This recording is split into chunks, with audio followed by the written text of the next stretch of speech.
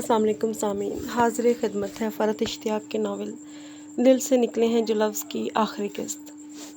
मैं उमर हसन की किताब इतनी बार पढ़ चुकी हूँ कि समझें कि मुझे ज़बानी याद हो चुकी है, मगर इतना अच्छा राइटर, उसने सिर्फ एक किताब लिखी, बात समझ में नहीं आई। जबकि वो इतना अच्छा लिख लेते हैं, फिर उन्होंने लिखना क्यों छोड़ दिया? वो खामोशी से चाय की सिप लेती रही, यूँ जैसे मेरे जुमलों में जवाब तक कोई बात ही नहीं थी। फिर वो क्या बोली? उनके चेहरे पर सुकून और इत्मीनान कायम था, ऐसे जैसे वो मेरी किसी बात से डिस्टर्ब ना हुई हूँ। मगर मैं महसूस कर रही थी कि वो मेरे नाकाबिले फ़हम अंदाज़ पर अंदर ही अंदर चौंक रही हैं। मैंने चौंकाना ही तो चाहती थी, इसलिए इस मौज़ू को जारी रखा। मैंने तो इस बात पर बहुत गौर किया कि उमर हसन ने लिखना क्यों छोड़ा। इंटरनेट के ज़रिए इनकी मज़ीद किताबों पर उनकी गुमशुदा शख्सियत को तलाश करने के लिए बहुत कोशिशें कर चुकी हूँ मैं, मगर सिवाय नाकामी के कुछ हासिल नहीं हुआ। आपको क्या लगता है उन्होंने लिखना क्यों छोड़ दिया? मेरे जुमलों में एक काट छुपी हुई थी। इस बारे में हम क्या कह सकते हैं? हर एक की अपनी अपनी वजूहात होती हैं। मैं इस ज़िक्र को मज़ीद जारी रखना चाहती थी। अपनी अपनी वजूहात? हाँ, क्या कह सकते हैं कि उमर हसन के साथ क्या हुआ होगा? हम इस बारे में कोई राय कैसे दे सकते हैं? हो सकता है उनका कोई करीब तरीन फ़र्द उसकी वजह से उन्होंने लिखना छोड़ दिया हो। वही फ़र्द हो जिसकी वजह से उन्होंने लिखना शुरू किया हो। वो बिल्कुल खामोशी से मेरी तरफ देख रही थी। उन्होंने अपने तासुरात बिल्कुल भी तब्दील नहीं होने दिए थे। मैंने अपनी चाय का कप खाली करके मेज़ पर रखा और मज़ीद बोली, कभी वो फ़र्द मुझे मिल जाए तो मैं उसे ज़रूर पूछूंगी कि ऐसे शख्स से जो सिर्फ लिखने के लिए पैदा हुआ था, कलम छीनकर तुम्हें क्या हासिल हुआ। इनके कमरे में उनके दफ्तर का कोई फ़र्द दाखिल हुआ। गालिबन इनका कोई मातहत था जो उनसे पूछने आया था। वो अपनी मेज़ से उठकर खुद उसके पास चली गई। मैं समझ सकती थी कि वो महज में ऐसा इस तकलीफ़देह मौजू से बचने के लिए कर रही हैं। वो इस मौजू पर कुछ नहीं सुनना चाहती थी, मगर ये बात साफ तौर पर मुझे नहीं कह सकती थी। मैं गर्दन घुमाकर इन्हें उनके मातहत के साथ प्रोफेशनल गुफ्तगू करते देखने लगी। अपने मातहत को फारिग करके वो वापस अपनी मेज़ पर आईं, इस तरह चेहरे पर एतमाद और हल्की सी मुस्कुराहट लिए। आप फ़िक्रमंद मत हो ज़ुलैरा, मैं आपका मसवदा देख लूँगी। उन्होंने अपनी कुर्सी से उठते हुए मुझे काफ़ी खुश्क और प्रोफेशनल लहजे में जवाब दिया। वो मुझे मेरे साबका मौजू की तरफ किसी कीमत पर भी जाने को नहीं देना चाहती थी। मैं अपनी इज़्ज़त अफ़ज़ाई पर ज़रा भी बदमज़ा नहीं हुई। मेरे चेहरे की मुस्कुराहट बिल्कुल बरकरार रही। ठीक है दिया, फिर मैं चलती हूँ। यूँ भी खासा वक्त ले लिया मैंने आपका। अपना बैग कंधे पर लटकाते मैं कुर्सी से उठी। वो एकदम चौंकी। वो मुझे निगाहों से बिल्कुल साकित बैठी मुझे देखती रहीं। मुझे अब मज़ीद इस नौयत की किसी भी याद दहानी की कोई ज़रूरत नहीं थी कि मेरा मसवदा प्लीज़ आप ही देखिएगा, जल्दी देख लीजिएगा। मैं जानती थी अभी मसवदा उनके सिवा किसी और के हाथों में हरगिज़ नहीं जाएगा। मैंने गुमसुम बैठी वदिया कमाल पर, जो मुझे टिकटिकी बांधे देखे जा रही थी, अलविदाई नज़र डाली और बाहर निकल आई। अल्लाह मेरे लफ्ज़ों में वो असर डाल दे जो किसी की ज़िंदगी को बदल सके। मुझे वो ज़रिया बना दे जो मोहब्बत करने वालों के बीच हायल होती खलीज को ख़त्म कर सके, जो हर जुदाई को मिटा डाले, जो हिज्र की तपती धूप को वसल की ठंडी छाँव में बदल सके। मैं उनके दफ्तर से बाहर आ गई थी। अगर वो वाकई मुझ में लिखने की सलाहियत है, अगर वाकई मेरे लफ्ज़ों में असर है, तो वो किसी की ज़िंदगी बदल देंगे। मैं कल दोपहर से लेकर आज सुबह तक सारा वक्त एक कश्मकश और इज़्तिराब में मुब्तला रही थी। मैं बहुत टेंशन में थी। दिन के 12 बज रहे थे। मैं बेमकसद टीवी पर चैनल बदलती अपनी टेंशन को दूर करने की कोशिश कर रही थी। अम्मी और मेरी छोटी बहन शॉपिंग के लिए गई हुई थी। घर पर मैं और मानी थे। मानी अखबार में कुछ ढूंढ रहा था। ढूंढकर मीरा और उसकी फ़िल्म के मुतालिक चटपटी खबरें पढ़ने और फिर मिर्च मसाला लगाकर मुझे सुनाने में मसरूफ़ था। कोई और वक्त होता तो मैं भी इसकी फजूलगोई को खूब इंजॉय करती, मगर इस वक्त कम अज़ कम इस वक्त मैं बिल्कुल इंजॉय नहीं कर पा रही थी। बज्जो हमारे मुल्क की नामवर अदाकारा और मुल्क का नाम रोशन कर रही है, उसके मुतालिक मालूमात तो हमें रखनी चाहिए ना। अच्छा, गेट पर बेल हो रही है, जाकर देखो कौन है। मैंने उसे एहसास दिलाया। वो उठकर चला गया तो मैं अखबार उठाकर देखने लगी। वो चंद मिनटों में वापस आ गया। आपसे मिलने कोई वदिया कमाल आई हैं। अखबार मेरे हाथों से फिसल कर नीचे गिरा। मैं बौखलाए हुए अंदाज में एकदम ही कुर्सी से सोफे से उठी। कहाँ है वो? मैंने बेताबी से पूछा। ज़ाहिर है ड्राइंग रूम में बिठा कर आया हूँ, गेट पे तो खड़े रखने से रहा। मैं अंधाधुंध सीढ़ियों की तरफ भागी। आराम से बज्जो, वो आपसे मिलने आई हैं तो मिले बगैर तो हरगिज़ नहीं जाएंगी। मानी पीछे से चिल्लाया था। मैं उसकी आवाज़ को नज़रअंदाज करते इसी तूफ़ानी रफ्तार से भागती ड्राइंग रूम में आ गई थी। मैं ड्राइंग रूम में दाखिल हुई तो वो मुझे सोफ़े के पास खड़ी नज़र आई। उन्होंने सब्ज़ रंग का वही लिबास पहन रखा था जो कल अपने ऑफिस में पहना हुआ था। कल का वो कलफ लगा सूट आज कुछ सलवत-ज़दा सा था। अस्सलाम वालेकुम। अंदर कदम रखते ही उन्होंने सलाम किया। वालेकुम अस्सलाम। उनका लहजा बहुत बुझा-बुझा सा महसूस हुआ था मुझे। उनकी आंखें बहुत सुर्ख और सूजी हुई लग रही थी। आप बैठे ना प्लीज़। मैंने उन्हें खड़ा देखकर फ़ौरन बैठने को कहा। वो बैठ गई। मैं भी कदरे मुहतात अंदाज में उनके सामने वाले सोफ़े पर बैठ गई। उन्होंने अपने हाथों में ढेर सारे कागज़ पकड़े हुए थे। मैं इन कागज़ों को पहचानती थी। वो इन कागज़ों के साथ क्या करने वाली हैं, मुझसे क्या कहने वाली हैं, मैं खौफज़दा अंदाज में इन्हें देख रही थी। वो बिल्कुल खामोश बैठी मुझे देख रही थी। तुम्हें एबटाबाद में कब मिला वो? काफ़ी देर बाद उन्होंने बहुत आहिस्ता आवाज़ में मुझसे पूछा। पुरतकल्लुफ़ से आप वो बेतकल्लुफ़ाना तुम पर आ गई थी। मुझे उनके तुमने किस कदर हौसला दिया। 1.5 माह हुआ। मैं पिछले 1.5 माह में पहली मर्तबा उनसे मिली थी। परसों दोपहर उनसे मिलकर ही वापस कराची आई हूँ। वो कैसा है? इस बार उनकी आवाज़ पहले से भी ज़्यादा हल्की थी। मैं उनकी आवाज़ नहीं सुन सकी। मैंने उनके होठों की हरकत से उनका सवाल समझा था। मुझे उनकी आंखों में आंसू तैरते नज़र आए थे। वो बिल्कुल वैसे ही हैं दिया जैसे मैंने उन्हें लिखा है। बहुत उदास, बहुत तन्हा। कल उनके दफ्तर में मैंने जानबूझ के उनके इस नाम से पुकारा था, जबकि इस वक्त वाकई गैर इख्तियारी तौर पे मेरे मुंह से उनके लिए दिया निकला था। उनके चौंक कर देखने से पहले मुझे खुद एहसास नहीं हुआ था मैंने उन्हें क्या कहा है। दिया। उन्होंने मेरे लफ्ज़ से ये नाम सुनकर उसे खुद भी दोहराया। तुमने कल भी मुझे दिया कहा था। मैं तुम्हारी किसी बात पर इतनी डिस्टर्ब नहीं हुई जितनी इस नाम से। मेरी ज़िंदगी में 2 ही लोग थे जो मुझे इस नाम से पुकारते थे। मैंने इन दोनों को खो दिया ज़ुनैरा।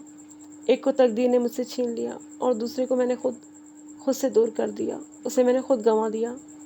उनकी आंखों में आंसू तैरने लगे थे। मेरे सामने दिया बैठी थी, जिसकी ज़िंदगी खुली किताब की तरह मेरे सामने थी। मैं बेसाख्ता अपनी जगह से उठ उनके पास आ गई। मैं सोफ़े पर उनके बिल्कुल करीब बैठ गई। कल जब तुमने दफ्तर में मुझे दिया कहा, फिर मैं वहाँ मज़ीद एक पल भी नहीं ठहर सकी। मैं तुम्हारे लिखे ये सफ़ात उठाए और घर आ गई। इन्हें तो मैंने पढ़ना शुरू भी नहीं किया था और सिर्फ दिया नाम पर ही रोए चली जा रही थी।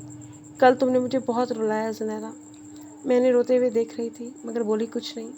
तुम्हारी कहानी मैंने पढ़ ली ज़ुनैरा। अपनी गलतियाँ देख ली हैं, अपनी कोताहियाँ देख ली हैं। खुद को बहुत अच्छा समझती थी।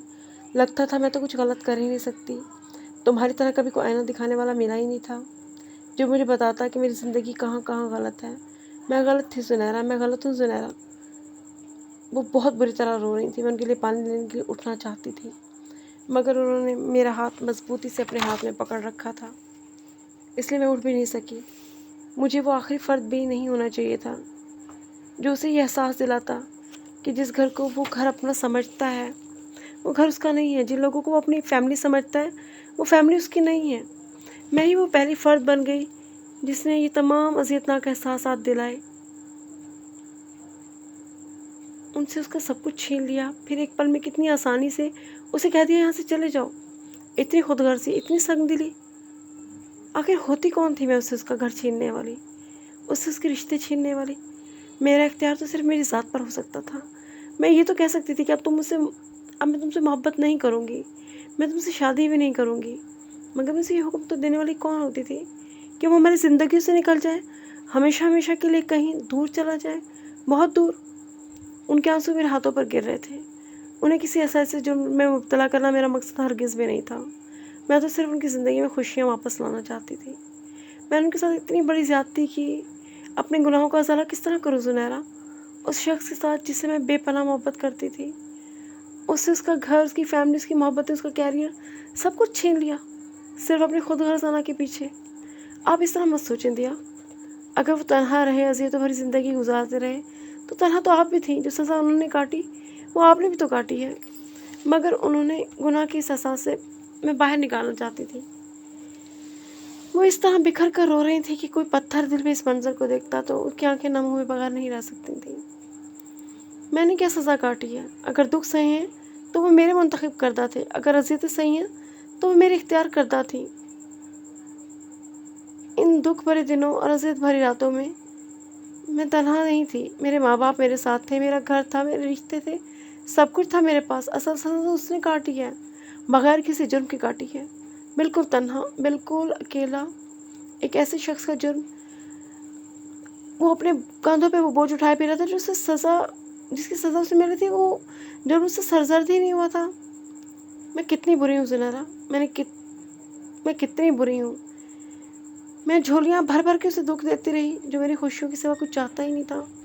मैंने उससे इतना कुछ छीन लिया, जो सारी ज़िंदगी मुझसे मोहब्बत करता रहा। तुमने मुझे पहले क्यों नहीं मिली? तुमने पहले मुझे क्यों नहीं मेरी वो सूरत दिखाई जो मैं देखना ही नहीं चाहती थी? मुझे मेरी गलतियों का एहसास दिलाने वाला कोई तो होता कि मैं कितनी गलत हूँ। कभी किसी ने बताया ही नहीं था, यहाँ तक कि उमर ने भी नहीं। तुमने लिखा ना ज़ुनैरा, लेकिन वो मुझे मेरी किसी गलती का एहसास कैसे दिलाता? उमर हसन की मोहब्बत तो बदिया कमाल को गलत समझना जानती ही नहीं थी। पछतावों में घिरी, एहसास नदामत में मुब्तला, वो आहिस्ता आहिस्ता बोल रही थी। उस रात जब वो घर से जा चुका था, मैं सारी रात बेकरारी में रोती रही। रात भर एक पल के लिए भी मेरे अश्क नहीं थमे थे। मेरी बेचैनी ख़त्म नहीं थी। मैं समझती रही थी कि बेचैनी इसके दूर चले जाने की वजह से है, मगर 19 सालों बाद कल रात ही जान पाई कि उस रात उमर ने समंदर के पास खड़े होकर क्या किया था। मेरी वजह से अब वो लिख नहीं पाता। मैं इस हकीकत से आगाह थी, मगर इस बात से नहीं कि उसने 19 सालों में अपना दूसरा नावल मुकम्मल करके पब्लिश क्यों नहीं करवाया। मैं उसके लिए दुआएं करती थी। यकीन करो ज़ुनैरा, इस 19 सालों में मैं सिर्फ़ और सिर्फ उसके लिए दुआएं मांगती थी। दिया, मैंने उन्हें तसल्ली देने के लिए कुछ कहना चाहा। वो मोहब्बत के लिए लिखता था, वो मेरे लिए लिखता था, और जब मैंने उसका साथ छोड़ दिया तो वो कैसे लिखता और कैसे कितना आगे जाता। तुम्हें एहसास दिलाने से पहले बस रो रो के उसके लिए दुआएं करके मैं समझती थी कि उसकी ज़िंदगी में सब कुछ ठीक हो जाएगा। मैंने उसका सब कुछ छीन लिया। मैंने उसकी हर खुशी बर्बाद कर दी। दिया, आपको अपनी गलती का एहसास हो गया, बस इतना ही काफ़ी है। मगर आप पछता क्यों रही है? पछतावे उस वक्त होते हैं जब खुदा ना खास्ता उमर हसन इस दुनिया में ना होते, मगर अब क्यों इंसान पछताता तो तभी तो ज़िंदगी ख़त्म हो जाती है। मैंने उनके आंसू साफ करते हुए नर्म लहजे में कहा, अभी आप ज़िंदा हैं, अभी उमर हसन ज़िंदा है, अभी आप दोनों की मोहब्बत ज़िंदा है। अभी कुछ देर नहीं हुई, थोड़ी देर, मगर इतनी नहीं। आधी ज़िंदगी गुजर गई, आधी तो अभी बाकी है ना। आने वाले माह साल में तो आपकी दरस में है। 19 साल गुजर गए, खुदा न खास्ता ज़िंदगी तो नहीं गुजर गई ना। प्लीज़ दिया, इस बाकी रह जाने वाली आधी ज़िंदगी को बर्बाद मत कीजिए। उमर हसन फिर से लिख सकेंगे, फिर से खुश रह सकेंगे। उसने उनके पछतावा और कर्बनाक अज़ियतनाक आंसू से उसे निकालने की कोशिश की। आधी ज़िंदगी, उसने धीरे से कहा। हाँ दिया, आधी ज़िंदगी। अल्लाह ने आपकी दुआएं सुनी हैं। जो आधी ज़िंदगी ज़ाया हो गई है ना, आप उसकी भी सब मोहब्बतें, तमाम खुशियाँ इस बाकी बची हुई आधी ज़िंदगी में उमर हसन को दे देंगी। आप हर कमी उसकी आधी ज़िंदगी में पूरी कर दीजिएगा। उसके चेहरे पर उम्मीद के साथ मुस्कुराहट भी फैली थी। आंखों में आंसू, लबों पे हंसी, और आंसू भरे चेहरे पर उम्मीद, खुशी की किरण। बड़ा दिलफरेब सा मंजर था ये। मैं उनके पास से कुछ भी कहे बगैर उठी और ड्राइंग रूम से निकल गई। चंद सेकंड में मैं वापस ड्राइंग रूम में उनके पास वापस चली आई। मैं उनके पास आकर बैठी तो अपने हाथ में दबी एक पर्ची उनके सामने कर दी। उस पर्ची पे जली हरूफ में एक टेलीफोन नंबर दर्ज था। जैसे ही मैंने पर्ची उनकी निगाहों के आगे की, वो मुस्कुराने लगी। उन्होंने बगैर कुछ कहे बैग में से अपना मोबाइल फ़ोन निकाला और एक लम्हा भी सोचे बगैर वो नंबर मिलाने लगी जो उस पर्ची पे लिखा था। उन्होंने नंबर मिला लिया तो मैं फ़ौरन उनके पास से उठने लगी। इस गुफ्तगू में यहाँ मेरी मौजूदगी मुझे बहुत गैर मुनासिब लगी थी, मगर वदिया ने मुझे हाथ पकड़कर उठने से रोक दिया। तुम हमारी कहानी का वो किरदार हो जो हमसे बिल्कुल अलग नहीं। हमारी ज़िंदगी के हर पहलू के बारे में जानने और उसमें शरीक रहने का तुम्हें पूरा हक है। मैं मुस्कुराते हुए वापस बैठ गई। तीसरी बेल पर कॉल रिसीव कर ली गई थी। रिसीवर उठाते ही उन्होंने यकीनन, हेलो, ये चमन ज़ार है, मैं उमर हसन बोल रहा हूँ, जैसी कोई बात कही थी, और वदिया ने इस तारुफी जुमले को खामोशी से सुना और आवाज़ सुनते ही उसकी आंखों में आंसू फिर गिरने लगे। वो यूं ही आंसू बहाते मध्यम आवाज़ में वो एक छोटा सा फिक्रा बोली, उमर लौट आओ। ना सलाम, ना तारुफ, ना खैरियत, बस एक मुख्तसर सा जुमला और लाइन मुनक़ता। मुझे फरामोश किए अभी इसी आवाज़ में खोई थी। मैं उनकी इस कैफियत में कुछ देर के लिए इन्हें तन्हा छोड़ना चाहती थी, इसलिए खामोशी से उठ के ड्राइंग रूम से किचन में आ गई। मैं किचन में उनके तवाज़ुन के लिए कुछ लेने आई थी, मगर मुझसे पहले ही मानी ट्रे तैयार किए हुए नजर आया। मैं उसके सुगड़ापे में मुस्कुराते उसके पास आ गई। उसने 2 ग्लास ट्रे में रखे थे। ट्रे मैंने हाथ में पकड़ी। उसने ट्रे वाकई बड़ी खूबसूरती से सलीके से सजाई थी। एक प्लेट में ब्राउनीज और एक में सैंडविचेस। मैं उसके सुगड़ापे की तारीफ़ करते हुए वापस ड्राइंग रूम में आ गई। वदिया के हाथों में मेरा मसवदा था, वो उस पर कुछ लिख रही थी। मैंने ट्रे अपने और उनके दरमियान रखी। उनके पास बैठी तो उन्होंने मेरे पूछे बगैर ही मसवदा मेरे सामने कर दिया। ये मेरे मसवदे का वो आखिरी सफ़ा था जिसे मैंने खाली छोड़ दिया था, लेकिन अब वो खाली नहीं था। आधी ज़िंदगी गुजार देने के बाद आखिर संग दिल लड़की को किसी ने उसकी गलतियों का एहसास दिला ही दिया। और फिर यूँ हुआ कि अपनी गलतियों पर नादिम होते हुए उसने शहर मोहब्बत के दरवाजे उमर हसन पर फिर से खोल दिए। शहर मोहब्बत जो उमर हसन के बगैर बहुत वीरान हो गया था, फिर से आबाद हो गया। ये जुमले पढ़कर वो मुस्कुराई। अब तो ठीक है तुम्हारी कहानी, या अब भी इस पर कोई मनफी तासुर बाकी रह गया है? मैंने मुस्कुराते हुए सर हिला दिया।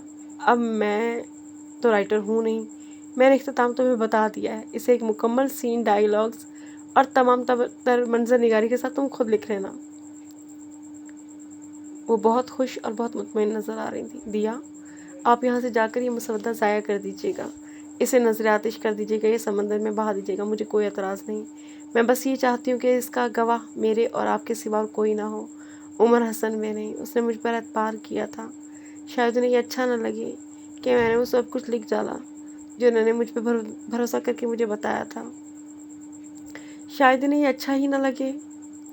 वो इस हद तक जान लें कि मैं कराची में आपसे मिली हूँ, आपको कुछ कहा सुना है तो ठीक है, मगर मैंने आपकी कहानी आपको लिख कर दी, ये इन्हें कभी मत बताइएगा।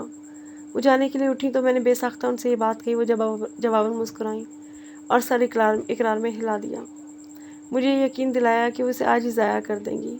मैं उसके साथ गेट तक आई। रुखसत होते हुए उन्होंने बहुत मोहब्बत से मेरे दोनों हाथ अपने हाथों में लिए। तुम बहुत अच्छी हो ज़ैनरा। उन्होंने बहुत सच्चाई और खलूस से मेरी तारीफ़ की थी। मैं अच्छी हूँ या नहीं हूँ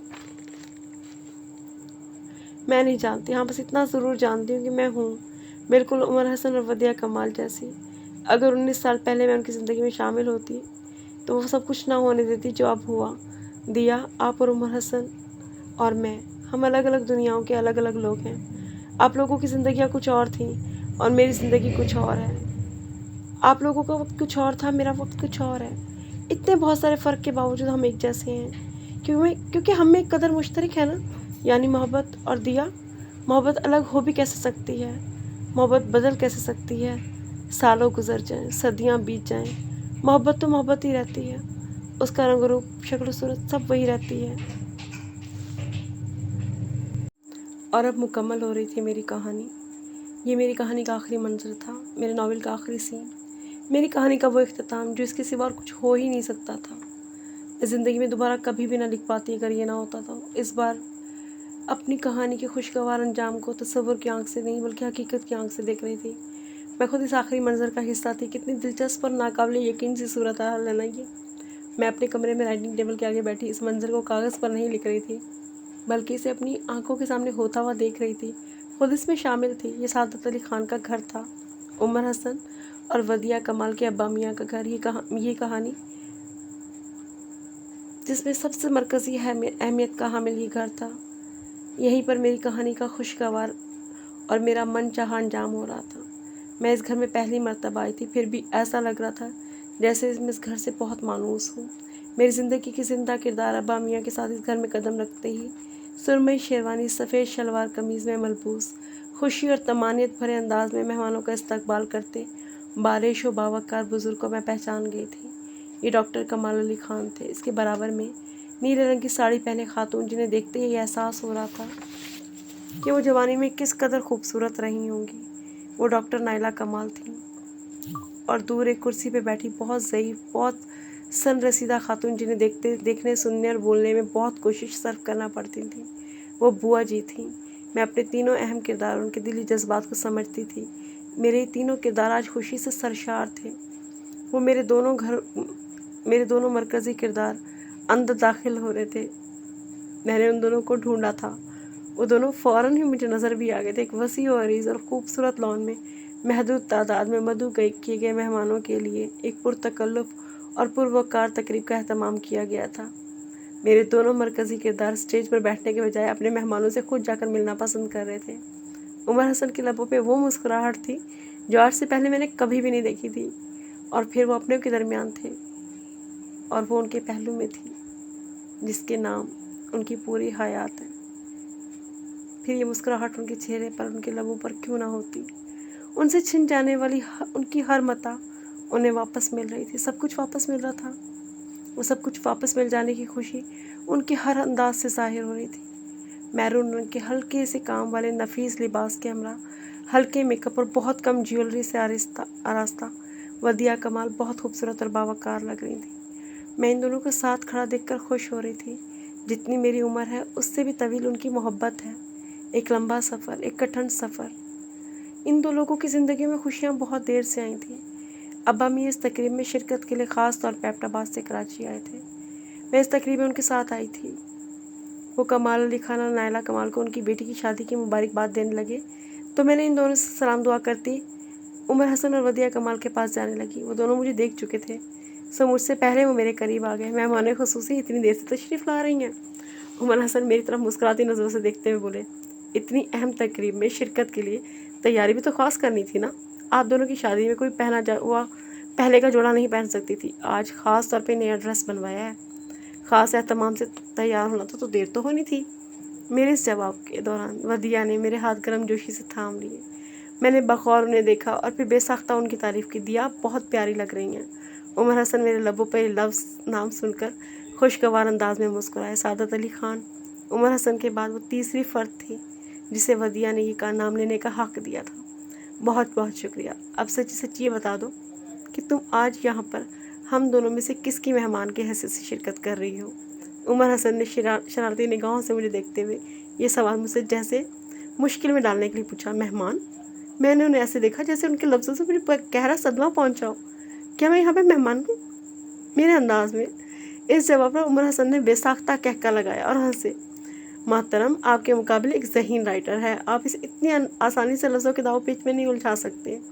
वदिया हंसते हुए बोली, वैसे मजाक बरतरफ, तुम दर हकीकत यहाँ पर मेहमान नहीं हो। जिसके सब आज यहाँ ये सब हंगामा है वो मेहमान हो भी क्यों सकती है। आज तो मौका ही नहीं है, फिर किसी फुर्सत से तुम्हें बताऊंगी।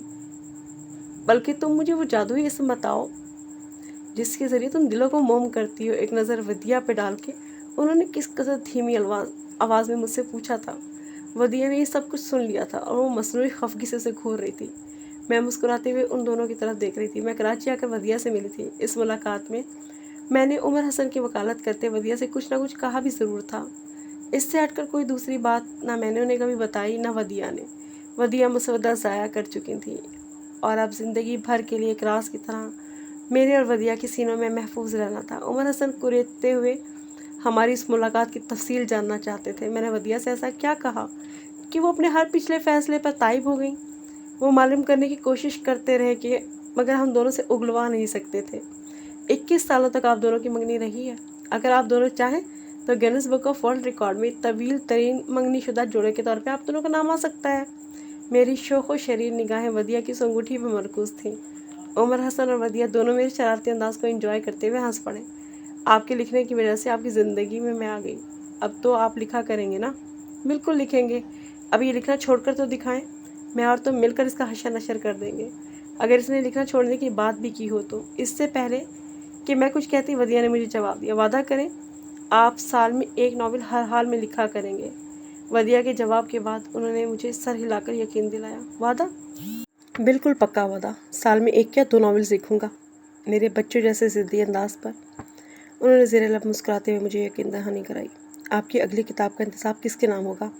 मुझे पता है आप मोहब्बत के लिए लिखते हैं, मगर अगला इंतसाब किसी और के नाम होना चाहिए। मैंने किसी पर ख़ास जोर देते हुए कहा, मेरी अगली किताब का इंतसाब उस लड़की के नाम होगा जो मोहब्बतों की कदर करना जानती है, जो मोहब्बत करने वालों को अजीज़ रखती है, जो पता नहीं अब तक कहाँ छुपी थी और हमें इतनी देर से क्यों मिली। जानती हो उस लड़की का नाम क्या है? मुस्कुराती नज़रों से मेरी तरफ देखते हुए उन्होंने कहा। मैंने नफ़ी में सर हिलाया। ज़ुनैरा अब्बास। और ज़िंदगी से बस यही गिला है कि वो मुझे बहुत देर से मिली है। उन्होंने अच्छे खासे मिसरे का हशर नशर करते हुए शौक़ी से जवाब दिया और मैं अपनी कहानी के आखिरी मंजिल से निकल आई थी। मानी मुझे अब्बा मियाँ को वापसी लेने आया था और हम उसी गाड़ी में वापस जा रहे थे। अब्बा मियाँ मानी के बराबर अगली नशिस्त पर और मैं पीछे बैठी थी। हो गई बच्चों आपके फेवरेट राइटर की शादी? मैंने मुस्कुराकर सर हिला दिया।